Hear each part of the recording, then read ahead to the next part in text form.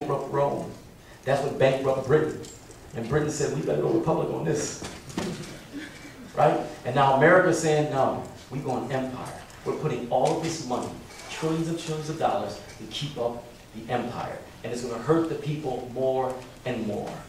America is most likely heading to perestroika. Remember the Soviet Union, perestroika? They had to have a whole structural change, and Americans laughed at them. Aha, see, communism don't work.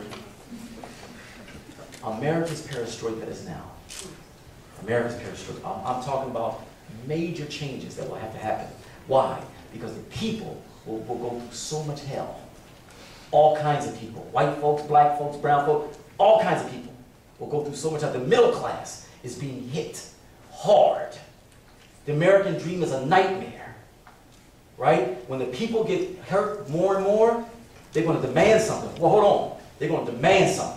And if Barack better be careful, because he can either go down in history as someone in disgrace, because he only focused on the bankers, the people who caused the problem, and that's all he focused on, or he could go down in history as being someone who tried to do right. But if he tries to do right, he better be ready to die.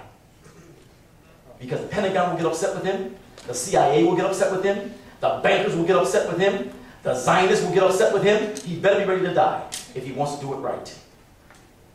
So this thing is seriously in deep, deep trouble. And on the surface, it looks really bad, but beneath the surface, it's actually going to be good for America. Because they got to wake up. They got to get out of those malls. They got to turn the TV off. They got to stop thinking about material things so much. And they got to start thinking about what's really important in life. In order for Americans to be woke up to that, they got to suffer. Unfortunately, they have to suffer.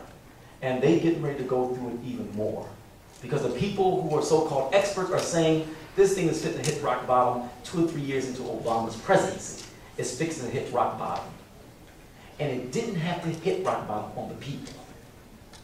That $12.8 trillion that was going to the bankers should have went to the people.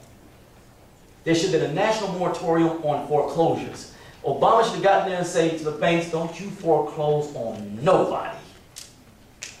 You understand what I'm saying? Well, because the whole thing is not the people. It's not the people. It's the focus on the people who caused the problem. And so you may see Barack's high numbers go down. When people start realizing, hold on now, you ain't talking about change. You're not really talking about change. And that's when things are really going to probably keep going. So thank you for making me clarify.